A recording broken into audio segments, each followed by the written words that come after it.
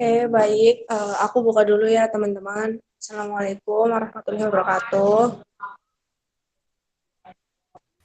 Waalaikumsalam warahmatullahi wabarakatuh. Waalaikumsalam warahmatullahi wabarakatuh. Ya, di sini aku sama Lia mewakili kelompok 4 di kelompok 2 sharing biomedik ini. Nah, di kelompok 4 ini ada Devi, ada Anita, ada Ulia, ada Putri, ada Dian, ada Anissa, ada Jogita, ada Filia. Nah, kelompok 4 ini membahas tentang antihistamin sama dekongestan. Untuk antihistamin ini nanti dijelasin sama aku, yang dekongestan sama Lia. Oke, kita masuk ke pengertian. Jadi, antihistamin ini merupakan obat yang sering dipakai di bidang dermatologi, terutama untuk kelainan kronik dan rekuren.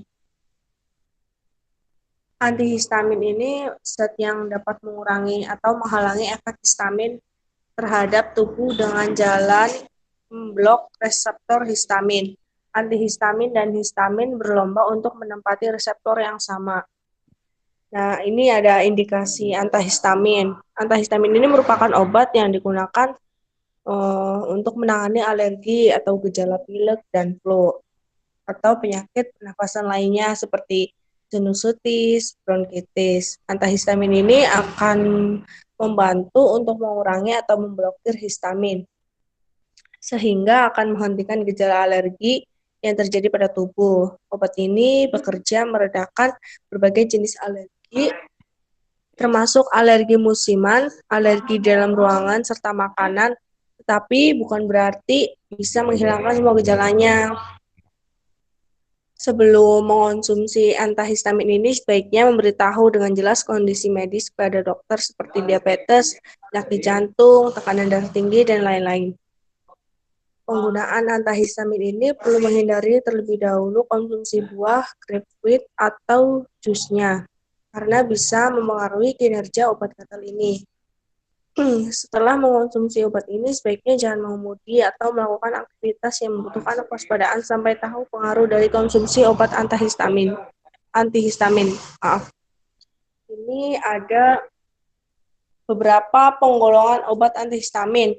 Yang pertama, etanolamin. Di sini ada 5. Yang pertama ada difenhidramin. Ini seperti anti vertigo, anti Parkinson. Nah, dosisnya ini 25 sampai 50. Yang kedua ada dimenhidrina, itu untuk mabuk jalan dan muntah kehamilan. Untuk dosisnya 50 sampai 100. Yang ketiga ada klorfenoksamin. Ini anti Parkinson, dosisnya 20 sampai 40. Lalu yang terakhir ada karbinoksamin. Ini high fever, dosisnya 4. Terus untuk jenis obat yang kedua ada etilendiamin. Ini juga ada beberapa, ada 3. Yang pertama ada antazolin, alergi pada mata, dan selesma kombinasi nafazolin. Dosisnya ini 50 sampai 100. Yang kedua ada tripelenamin. Ini krim alergi SM untuk sengatan serangga seperti itu. Dosisnya 2%. Dan yang ketiga ada clemizole. Ini salep atau sup atau antiwasir. Terus untuk golongan yang ketiga ada propilamin.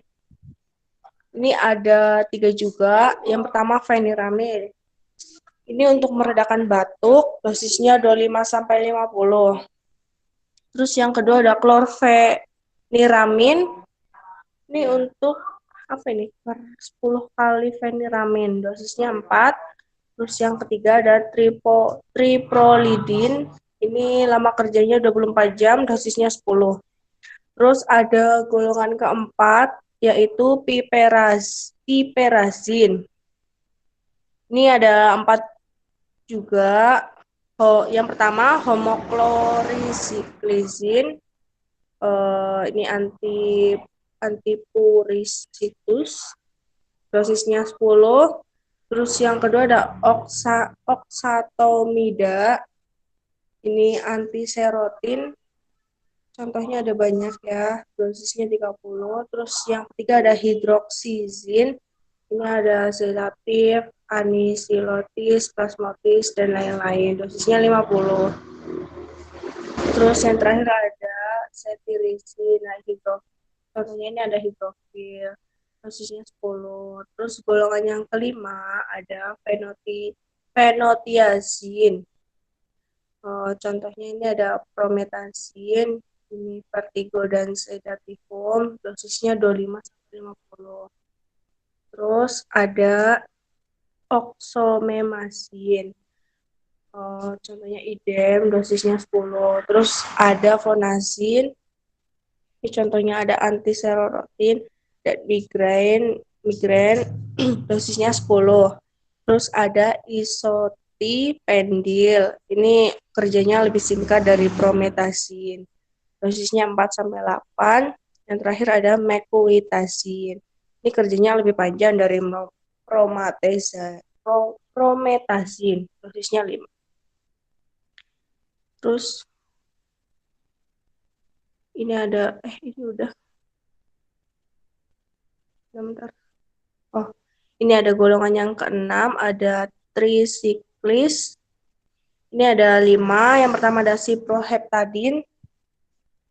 Terus ini pernah sebagai obat nafsu makan, sekarang hanya sebagai antihistamin. Terus yang kedua ada azatadin. Nah, ini deferred long action ciproheptadin. Terus yang ketiga ada ketotifen. Ini tanpa efek anti-serotonin, stabilitas maksel sebagai anti asma, dosisnya 1-2.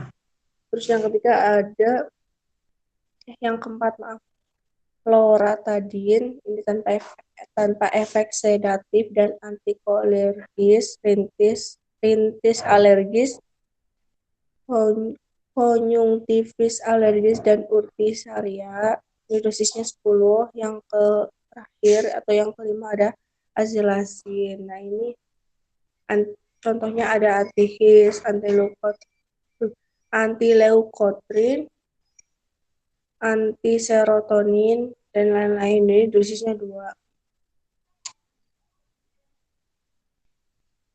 Lalu yang ketujuh ada zat yang non sedatif. Yang pertama ada terfenadin. Ini pada tahun 1997 ditarik dari peredaran oleh PDA. Lalu ada astenisol, pada tahun 1999 idem, karena interaksi obat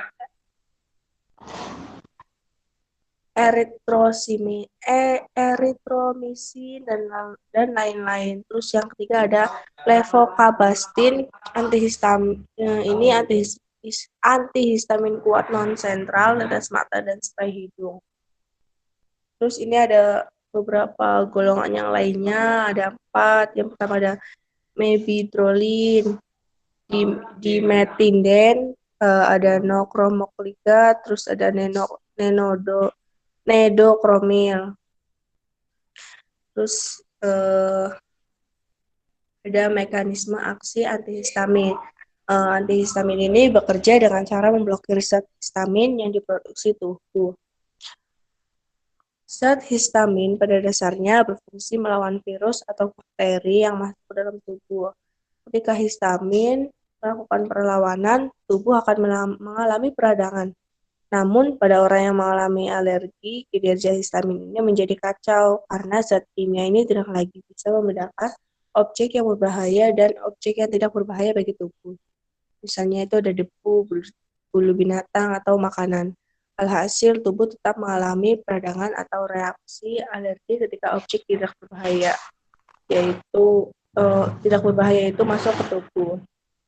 Ini ada beberapa contoh obat antihistamin pada generasi 1 ini ada brompeniramin, ada ketotifen, chlorpheniramine, promethazine, dimethendimaleate, hidroksin, ada tripolisin, clemastine, ada carbinosamin maleate, ada dipeptidamin.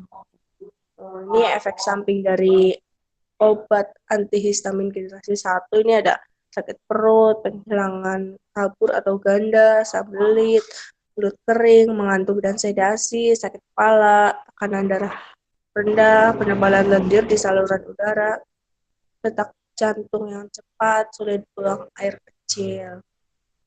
Terus ini ada contoh obat antihistamin generasi kedua. Ini ada olopatadine nasal spray, terus loratadine, cetirizine, desloratadine, azelatin nasal spray, fexofenadine, levocetirizine, ada terfenadine, terus ciproheptadine.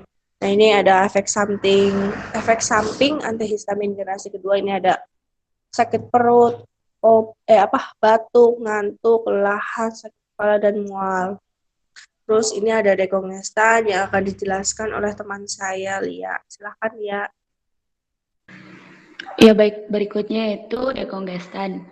Pengertian dari dekongestan sendiri yaitu obat yang bisa digugakan untuk merendahkan kongesti nasal atau hidung tersumbat yang umumnya disebabkan oleh flu, pilek, sinusitis, dan alergi.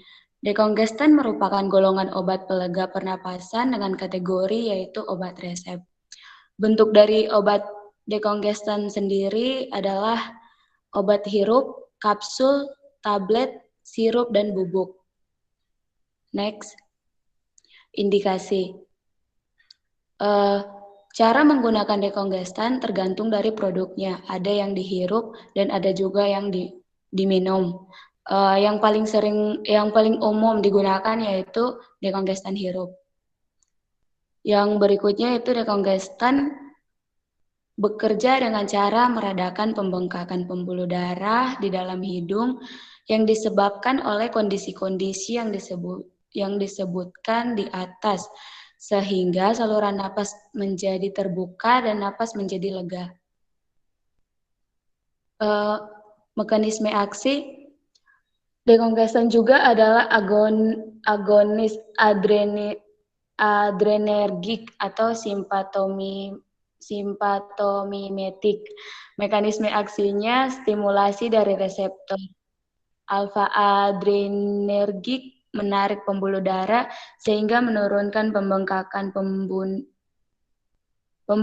pembuluh sinus dan edema mukosa. Aksi langsung dekongestan yaitu mengikat reseptor adrenergik. Selain itu juga dekongestan bekerja dengan cara meredakan pembengkakan pembuluh darah di dalam hidung yang disebabkan oleh kondisi-kondisi seperti flu, pilek, sinusitis, dan alergi sehingga saluran napas menjadi terbuka dan napas menjadi lega.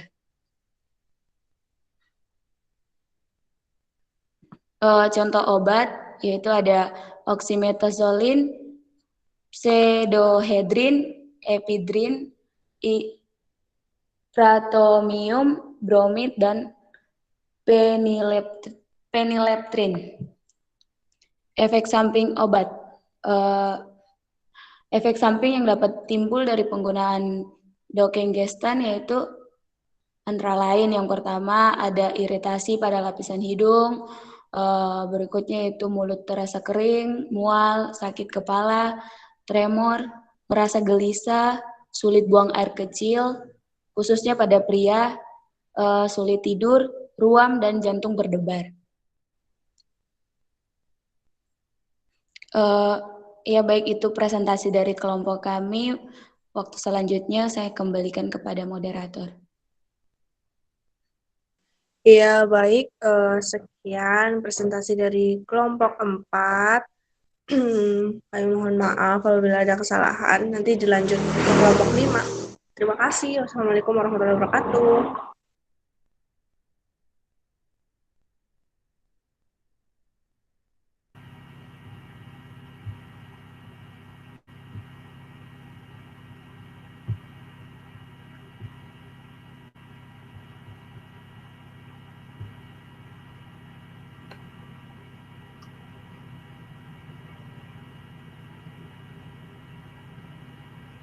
Assalamualaikum warahmatullahi wabarakatuh.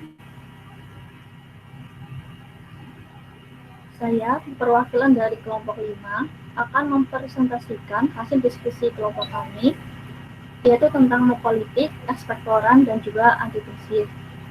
Anggota kelompok 5, yaitu ada Edidia, Hasna, Reza, Zakiatul, Eka, dan saya Nana Ivani, dan juga ada Ivana Angel. Pada diskusi kali ini, saya akan menjelaskan mengenai indikasi, mekanisme aksi, contoh obat, dan juga efek samping dari mukolitik, ekspektoran, dan juga antitusif. Yang pertama, mukolitik. Mukolitik merupakan zat obat yang bekerja dengan mekanisme mengencerkan sekret saluran nafas dengan jalan memecah benang-benang mukoprotein dan mukopolisakarida dari sputum sehingga sputum menjadi cair dan mudah dikeluarkan maupun diabsorpsi oleh tubuh yang pada akhirnya membuat saluran nafas menjadi tidak terhalang oleh adanya sputum yang kental. Indikasi dan juga mekanisme kandungan obat mukolitik. Yang pertama, ada bromhexin. Indikasi, obat ini diberikan kepada penderita bronkitis atau kelainan saluran pernafasan yang lain. Obat ini juga digunakan di unit gawat darurat secara lokal di bronkus untuk memudahkan pengeluaran dahak pasien. Mekanisme aksi, bromhexin bekerja dengan cara menguraikan mukopolisakarida asam sehingga serabut lendir bronkus akan terurai. Ini dilakukan dengan memperbanyak produksi lisosom dan mengaktifkan enzim hidropolitik. Pada saat yang sama, sel kelenjar serosa distimulasi dengan pertambahan jumlah sekret vikositas, sputum akan turun. Metabolik utama bromhexin adalah ambroxol. Yang kedua, ada ambroxol. Indikasi sebagai sekretolitik pada gangguan saluran nafas akut dan kronis, khususnya pada eksaserbasi bronkitis kronis dan bronkitis asmatik dan asma bronkial.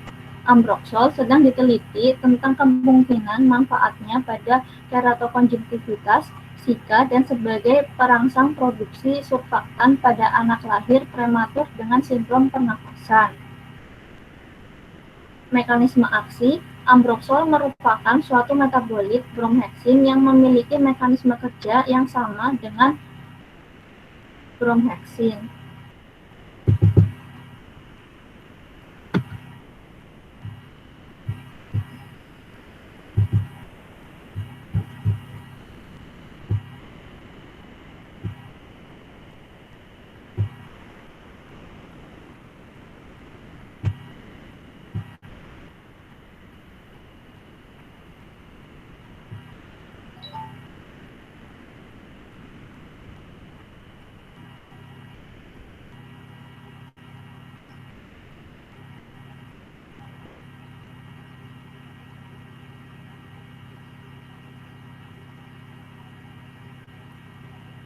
Yang ketiga, ada acetylcysteine. Indikasi diberikan kepada penderita penyakit bronkopulmonari akut dan kronis, pneumonia, fibrosis kistik, obstruksi mukus, penjagaan saluran pernafasan, dan kondisi lain yang terkait dengan mukus yang pekat sebagai faktor penyulit.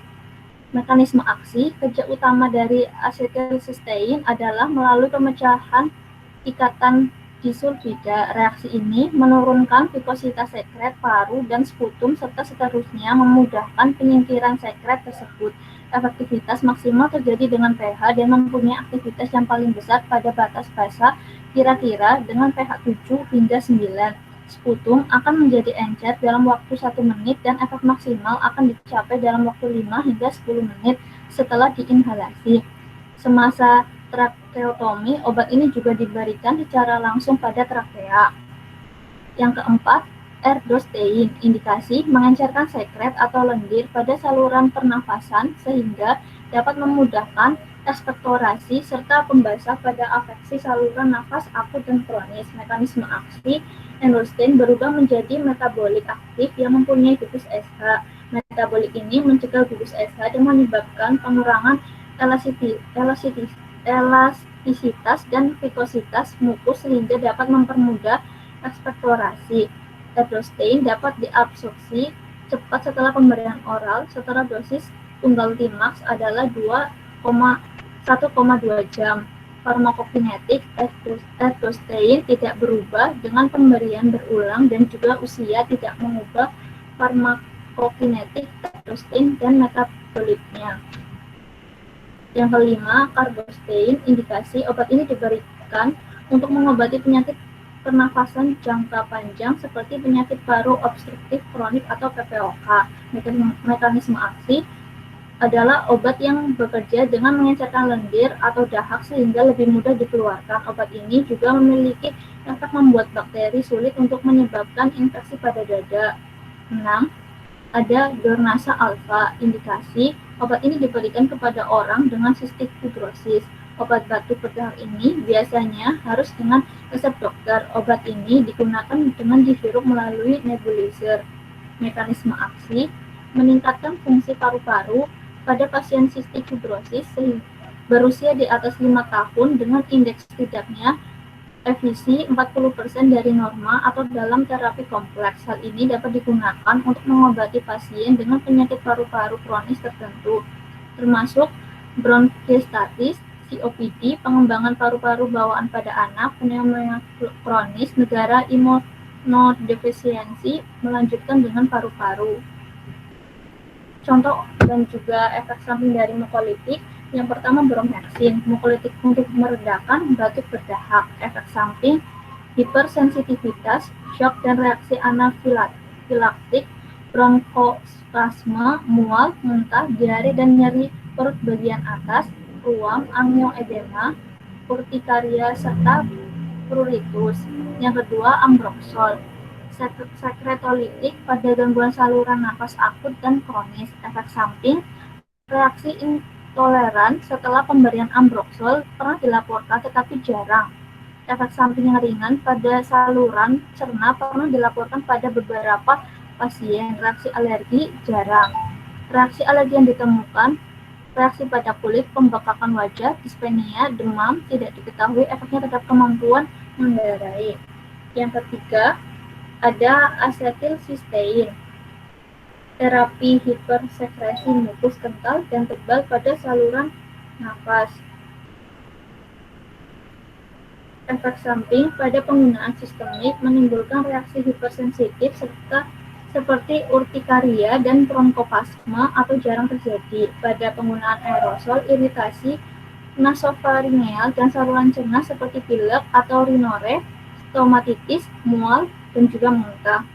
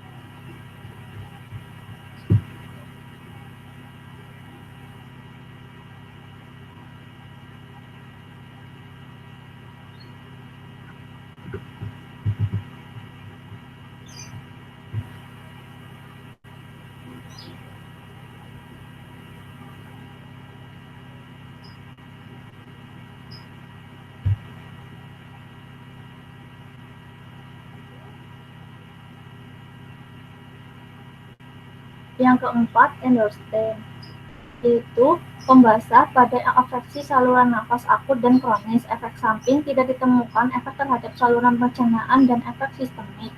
Yang kelima, karbostein, mengurangi vikositas putum. Efek samping kadang-kadang iritasi saluran cerna dan ruam. Keenam, dornasa alfa, efek samping perubahan suara, kemerahan mata atau iritasi ingusan, iritasi tenggorokan. Efek samping secara keseluruhan dari mukolitik, yang pertama, pada pencernaan akan terjadi mual, muntah, diare, rasa penuh di perut, dan nyeri ulu hati. Kedua, reaksi alergi atau jarang terjadi. Ketiga, sakit kepala. 4, hipersensitivitas. 5, rasa terbakar pada jantung.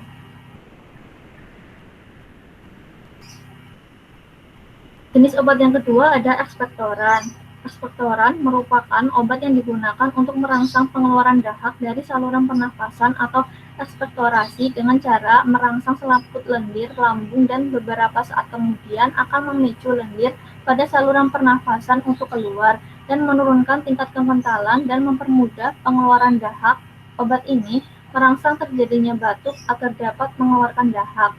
Mekanisme kerja secara umum yaitu merangsang saraf kelenjar bronkial sehingga sekret yang dikeluarkan menjadi lebih banyak. Stimulasi saraf vagal ini bersifat mengiritasi mukosa lambung. Stimulasi mukosa lambung dan beberapa saat kemudian terjadi refleks untuk merangsang sekresi kelenjar saluran pernafasan melewati nervus vagus sehingga menurunkan vikositas dan mempermudah pengeluaran dahak. Indikasi dan mekanisme aksi obat ekspektoran. Yang pertama, amonium klorida. Indikasi merupakan salah satu bahan yang digunakan dalam obat batuk. Amonium klorida jarang digunakan sebagai terapi obat tunggal yang berperan sebagai ekspektoran, tetapi lebih sering dalam bentuk campuran dengan ekspektoran lain atau antitusif. Mekanisme bekerja dengan cara mengencerkan dahak yang merupakan efek ekspektoran. Amonium klorida bertanggung jawab atas gangguan paru-paru sampai adanya suatu organ yang menghasilkan lendir untuk mempermudah proses pengeluaran lendir keluar tubuh. Yang kedua, gliseril guaicolat. Indikasi ekspektoran obat yang batuk produktif.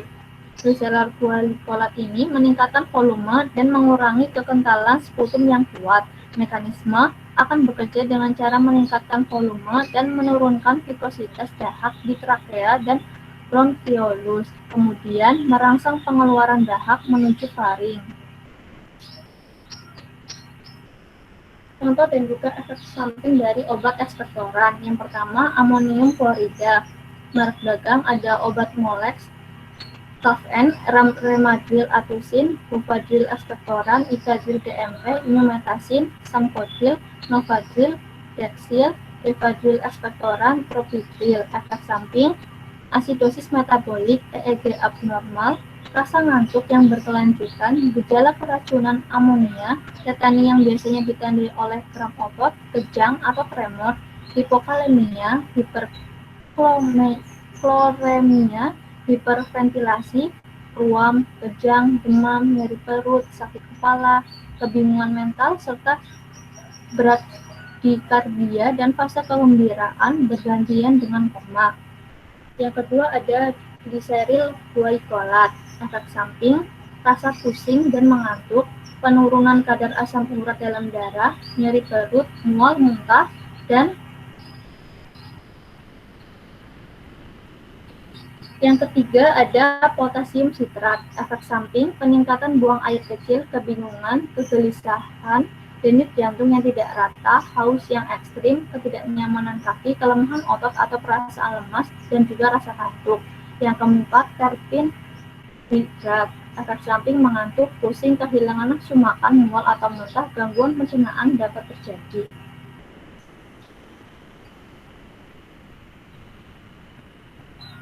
Jenis obat ketiga yaitu ada antitusif. Antitusif ini merupakan obat yang digunakan untuk mengurangi gejala batuk yang disebabkan oleh berbagai hal termasuk infeksi virus pada saluran nafas atas. Sebelum antitusif diresepkan, batuk harus dikenali terlebih dahulu penyebabnya. Saat penyebabnya tidak diketahui, antitusif juga dapat berguna untuk batuk yang mengganggu tidur.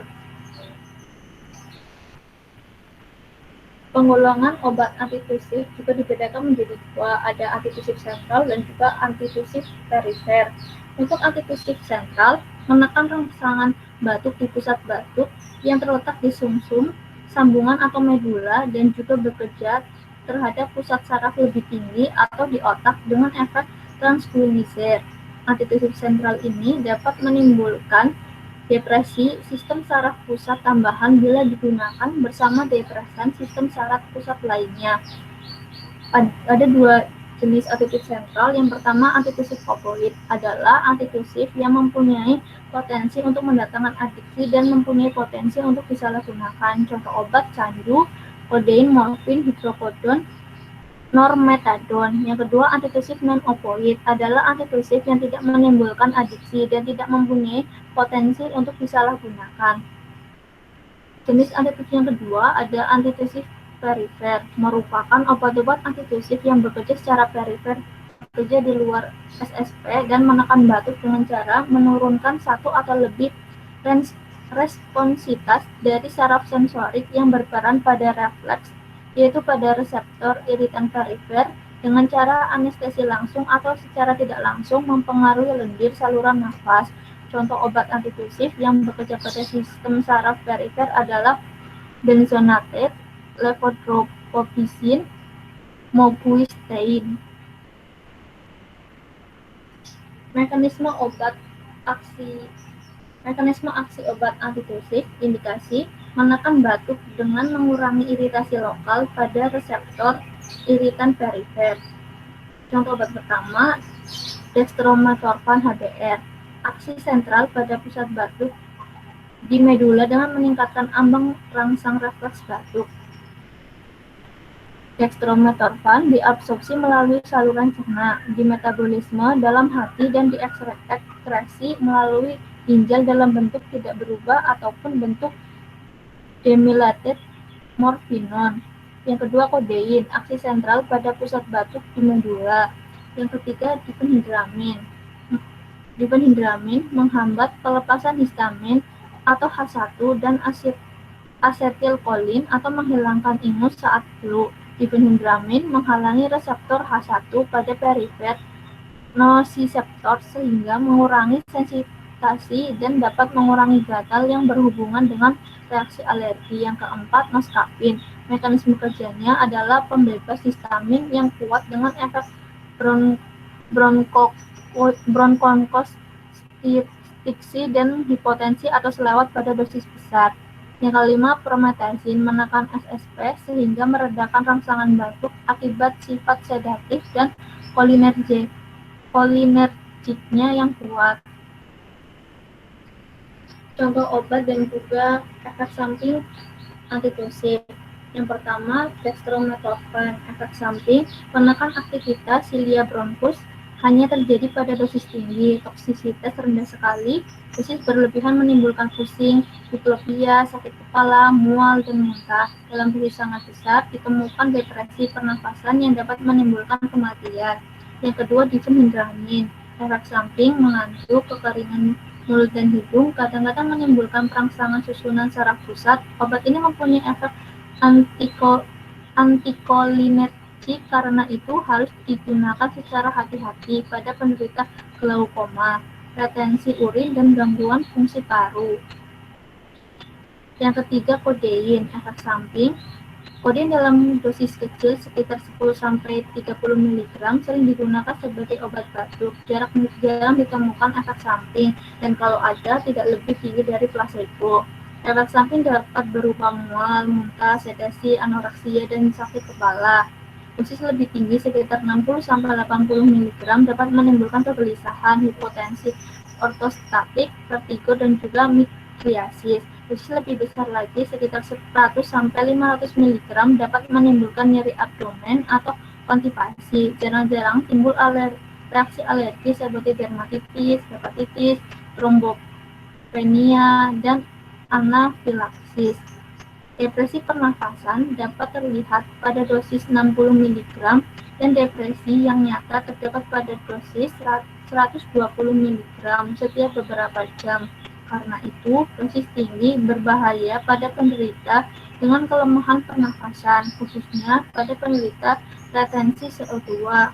Dosis fatal kodein ialah 800 sampai 1000 mg. Kelebihan dosis paling sering terjadi pada anak-anak dan terutama harus diperhatikan pada neonatus dengan perkembangan hepar dan ginjal yang belum sempurna atau dengan diuresis yang berkurang, sehingga dapat terjadi efek kumulatif yang memperdalam koma atau mempercepat kematian. Yang keempat ada noscapin, efek samping gangguan saluran cerna, terutama konstipasi ringan, terlihat sampai 30% dari pasien yang diteliti. Efek depresi, pernafasan baru terjadi bila diberikan dosis lebih dari 90 mg. Kelebihan dosis juga menimbulkan depresi otot jantung dan otot polos lain. Yang kelima ada promethazine, efek samping, sedasi, gangguan saluran cerna, efek anti-muskarinik, kelemahan otot, tinnitus, reaksi alergi, kelainan darah, pengaruh kardiovaskuler atau SSP, kartu kuning, fotosensitivitas, injeksi intramuskular kemungkinan menyebabkan rasa sakit. Terima kasih. Sekian presentasi dari kelompok 5. Mohon maaf apabila ada salah-salah kata. Assalamualaikum warahmatullahi wabarakatuh.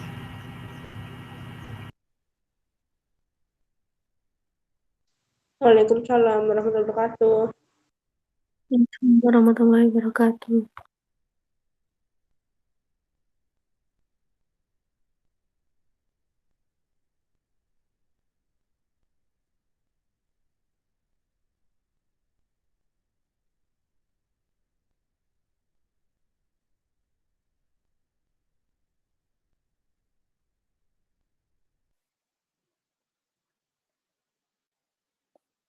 Apakah sudah terlihat? Sudah. Udah, Mel. Ya. Assalamualaikum warahmatullahi wabarakatuh. Saya Meli, perwakilan dari kelompok ahli 6, ingin memaparkan tentang anti-diabetes. Kelompok 6 ini terdiri dari Aida, Radi, Radan, Atika, Fadia, Meli, serta Rizkyani. Nah, pengertian dari diabetes merupakan penyakit metabolik kronis yang ditandai dengan tingginya kadar gula dalam darah yang dari waktu ke waktu menyebabkan kerusakan serius pada jantung, pembuluh darah, mata, ginjal, dan saraf. Yang paling umum adalah diabetes tipe 2. Jadi diabetes itu dibagi jadi dua, ada tipe 1 sama tipe 2. Nah, tipe 2 ini biasanya pada orang dewasa terjadi ketika tubuh menjadi resisten terhadap insulin atau tidak menghasilkan cukup insulin. Diabetes tipe 1 dikenal sebagai diabetes remaja atau diabetes tergantung insulin. Merupakan kondisi kronis di mana pankreas menghasilkan sedikit atau tidak ada insulin dengan sendirinya. Bagi penderita diabetes, aksi kepengobatan yang terjangkau termasuk insulin sangat penting untuk kelangsungan hidup mereka. Ada target yang disepakati secara global untuk menghentikan peningkatan diabetes dan obesitas pada tahun 2025. Nah, obat antidiabetes ini dibagi jadi beberapa golongan. Yang pertama, sulfonylurea merupakan salah satu golongan obat antidiabetes yang digunakan dalam menangani hipoglikemia pada penyandang diabetes mellitus tipe 2 selama lebih dari 40 tahun. Nah, obat ini digunakan untuk pasien yang tidak kelebihan berat badan atau tidak dapat menggunakan metformin. Mekanisme aksinya ini menstimulasi pelepasan insulin yang tersimpan, mengurangi ambang sekresi insulin, meningkatkan sekresi insulin sebagai akibat rangsangan glukosa. Contoh obatnya itu ada glipside, yaitu obat yang digunakan dengan diet teratur dan program olahraga untuk mengendalikan gula darah tinggi pada orang dengan diabetes tipe 2. Yang kedua ada gliclazide, menurunkan kadar gula darah dengan cara merangsang pankreas untuk menghasilkan lebih banyak hormon insulin dan membantu tubuh menggunakan insulin dengan lebih efisien. Yang ketiga ada glibenclamide. Obat ini digunakan untuk mengendalikan kadar gula darah yang tinggi pada diabetes tipe 2. efek sampingnya itu kadar gula darah rendah, kenaikan berat badan, gangguan gastrointestinal, gangguan fungsi hati seperti hepatitis, serta alergi kulit. Nah, yang kedua ada biguanida atau metformin. Metformin ini merupakan obat yang digunakan sebagai monoterapi atau dalam kombinasi dengan obat antidiabetik lain atau insulin pada pasien dewasa atau dengan insulin pada pasien remaja dan anak di atas 10 tahun. Selain itu, metformin ini dapat digunakan untuk diabetes yang tidak dapat dikendalikan dengan terapi sulfonylurea. Mekanisme aksinya ini mengurangi produksi glukosa hepatik. Selain itu, meningkatkan penggunaan glukosa insulin yang diperantarai oleh jaringan perifer dan memiliki efek antilipotik yang menurunkan konsentrasi serum asam lemak bebas sehingga mengurangi ketersediaan substrat untuk gluconeogenesis. Obat ini melindungi dari hipoglikemia. Nah, contoh obatnya ini metformin.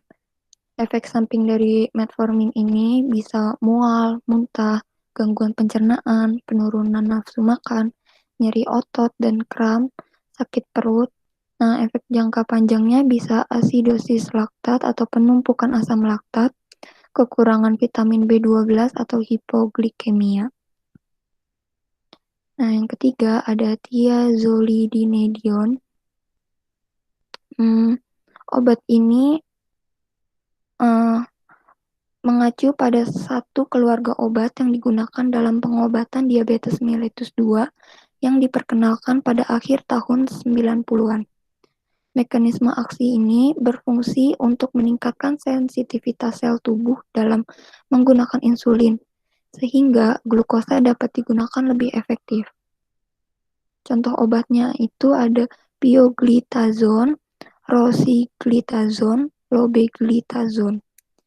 Efek samping dari semua obat ini adalah resistensi air, menyebabkan edema, umumnya menjadi masalah pada kurang dari 5% individu, tetapi masalah besar untuk beberapa orang dan berpotensi dengan resistensi air yang signifikan yang mengarah ke dekompensasi gagal jantung yang sebelumnya tidak dikenali.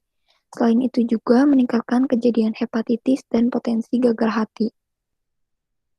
Yang keempat ada inhibitor alfa atau glucosidase. Senyawa inhibitor alfa glucosidase ini merupakan senyawa yang dapat mencegah digesti karbohidrat kompleks menjadi glukosa, sehingga berpotensi digunakan sebagai obat diabetes. Cocok untuk penderita diabetes mellitus 2. Mekanisme aksinya ini dengan menghambat penguraian sukrosa dan kompleks karbohidrat di usus kecil. Obat ini bekerja secara kompetitif menghambat enzim maltase, isomaltase, sukrase, dan glukomilase di usus kecil. Contoh obat dengan mekanisme penghambat enzim glucosidase ini adalah acarbosa dan miglitol. Contoh obatnya ada acarbosa, miglitol, sama voglibosa. Nah, voglibosa ini obat oral yang harus diminum sehabis makan. Jika melewatkan makan, maka juga harus melewatkan pil ini. Jika menambah makan, maka harus menambahkan pil ini juga. Jadi pil ini harus dimakan setelah makan. Efek sampingnya itu gas perut, diare, perut kembung. Nah, yang kelima ada inhibitor sodium glukosa kontransporter 2 atau SGLT2. SGLT2 adalah protein pada manusia yang memfasilitasi reabsorpsi glukosa dalam ginjal. Inhibitor SGLT2 menggembok reabsorpsi glukosa dalam ginjal, meningkatkan ekskresi glukosa dan kadar glukosa darah. Obat di kelas inhibitor SGLT ini termasuk empagliflozin, canagliflozin, dapagliflozin, ipagliflozin. Nah, pada saat canagliflozin adalah satu-satunya obat di kelas ini yang disetujui oleh FDA untuk pengobatan diabetes tipe 2. Mekanisme kerjanya itu konsep penghambatan reabsorpsi glukosa berkembang dari penemuan penyakit bawaan dan didapat dengan kontrol glukosa ginjal terganggu dan sejumlah glukosa diekskresi ke urin, seperti penyakit mutasi SGLT2 dan malabsorpsi glukosa galaktosa akibat mutasi SGLT1. Mekanisme kerja inhibitor SGLT2 memberikan perubahan persepsi terhadap glukosuria. Seperti telah dijelaskan, apabila kapasitas transporter SGLT2 dilewati, glukosa mulai diekskresi ke urin. Nah, contoh obatnya ini ada canagliflozin, dapagliflozin, empagliflozin, eutgliflozin. Efek sampingnya ini sebenarnya bukti keamanan glukosuria ginjal terhadap fungsi ginjal jangka panjang berasal dari individu dengan glukosuria ginjal familiar belum jelas. Apakah peningkatan konsentrasi glukosa urin dapat meningkatkan resiko infeksi saluran kemih atau tidak? Tapi studi prospektif melibatkan lebih dari 600 wanita diabetes menunjukkan glukosuria tidak meningkatkan resiko infeksi saluran kemih.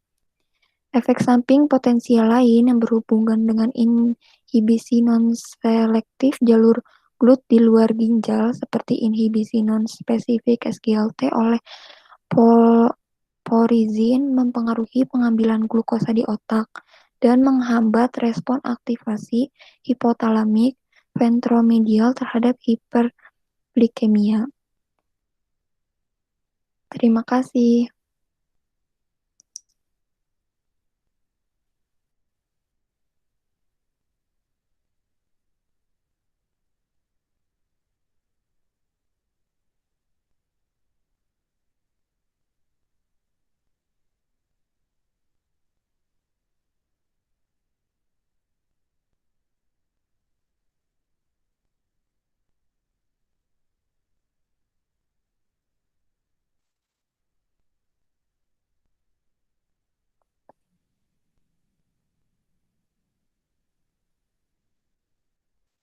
Oke, baik. Terima kasih untuk kelompok 4, 5, dan 6. Mungkin segitu aja presentasi dari kita, kelompok 4, 5, 6. Apabila ada kesalahan dalam tutur kata baik dengan sengaja maupun enggak, mohon maaf sebesar-besarnya. Sekian dari kami. Wassalamualaikum warahmatullahi wabarakatuh. Waalaikumsalam warahmatullahi wabarakatuh.